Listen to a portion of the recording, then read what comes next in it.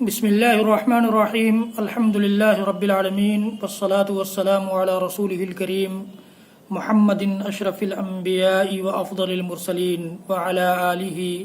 واصحابہ وازواجہ وذریاتہ واہل بیتہ اجمعین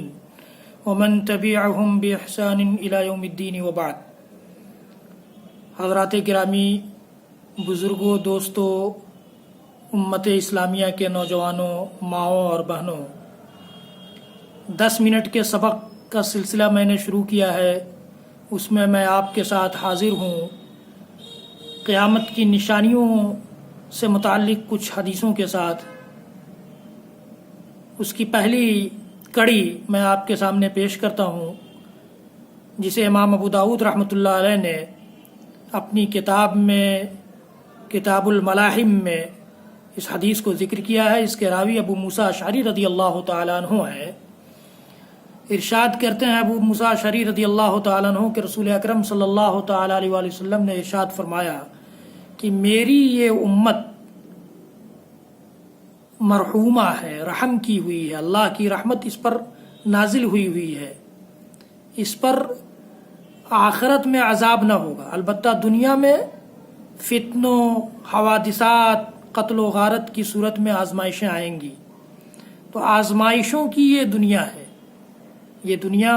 آزمائشوں کی دنیا ہے۔ اللہ تعالیٰ آخرت میں امت محمدیہ کے ان افراد کو جو توحید پر مریں گے، شرک جن کی زندگی میں نہیں ہوگا،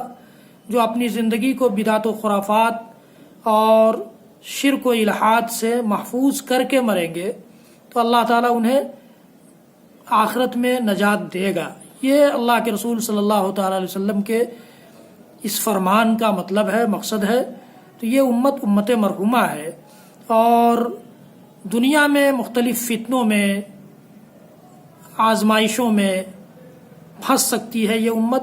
یہ اللہ کے نبی صلی اللہ تعالیٰ علیہ وسلم نے ارشاد فرمایا۔ ایک اور حدیث جو اللہ کے نبی صلی اللہ علیہ وسلم نے جو پیشین گوئیاں فرمائی ہے قیامت کے سلسلے میں، اس سے متعلق ایک حدیث ہے جس میں نبی اکرم صلی اللہ علیہ وسلم، جس میں یہ ذکر آیا ہے کہ نبی اکرم صلی اللہ تعالیٰ علیہ وآلہ وسلم کے پاس ایک عورت حاضر ہوتی ہے، اور آپ صلی اللہ علیہ وسلم اس عورت کو دیکھ کر فرماتے ہیں کہ لوٹ جاؤ، پھر آنا، دوسرے وقت میں آنا۔ اس نے عرض کیا کہ اگر میں اس وقت آپ کو نہ پاؤں تو جس وقت میں آؤں آپ کے پاس، آپ جو دوسرے وقت میں بلا رہے ہیں، تو جس وقت میں آؤں اس وقت آپ کو نہ پاؤں تو آپ صلی اللہ علیہ وسلم نے فرمایا کہ اگر مجھے نہ پاؤ تو ابو بکر سے مل لینا، ابو بکر صدیق رضی اللہ تعالیٰ عنہ سے مسئلہ پوچھ لینا۔ اس سے یہ معلوم ہوا کہ ابو بکر رضی اللہ تعالیٰ عنہ ہی امام کائنات، امام الانبیاء والرسل، احمد مجتبیٰ، محمد مصطفیٰ، رسول گرامی علیہ الصلاۃ والسلام کے جانشین ہوں گے۔ آپ بھی خلیفۃ المسلمین ہوں گے۔ رسول اکرم صلی اللہ علیہ وسلم کی اس دنیا سے گزر جانے کے بعد خلیفۃ المسلمین، امیر المومنین حضرت ابو بکر صدیق ہوں گے۔ اس حدیث سے صاف پتہ چلتا ہے۔ اسی طرح جب نبی کریم صلی اللہ علیہ وسلم نے ابو بکر صدیق کی خلافت کے لیے باقاعدہ کچھ لکھوانے کا ارادہ فرمایا، تو اس خیال سے اس کو ترک فرما دیا کہ آپ کے اصحاب ابو بکر کے علم و فضل اور ان